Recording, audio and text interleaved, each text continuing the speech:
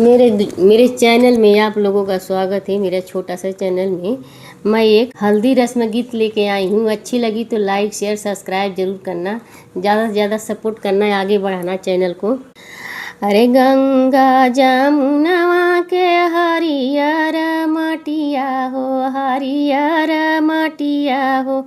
अरे चली सोहागिन माटी को रे ललनवा। अरे गंगा जमुनवा के हरियर मटिया हो, हरियर मटिया हो। अरे चली सोहागिन माटी को रे ललनवा। माटिया ही कही नंदी धाइली दुआरवा, अरे धाइली दुआरवा। अरे माटिया से उठेला सोहाग रे ललनवा।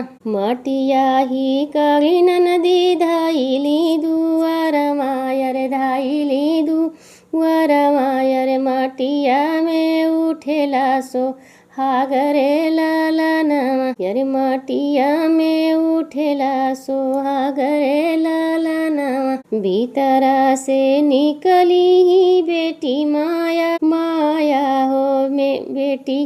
अरे भीतरा से निकली हो बेटी के माया हो, बेटी के माया हो। अरे भैली देवरिया के खड़े ललनवा। अरे भैली देवरिया के खड़े ललनवा। ले आवा मोरी बौजी सुपवाया खतवा हो, सुप भरी या खतवा हो। अरे सगुन के दूल्हा बनाई रे ललनवा। ले आवा मोरी भौजी सुपे भरिया खतवा हो, सुप भरिया खतवा हो। अरे सगुन के दूल्हा बनाई रे ललनवा। सुप भरी चौरा उरुदिया के दलिया, अरे उरुदिया के दलिया हो।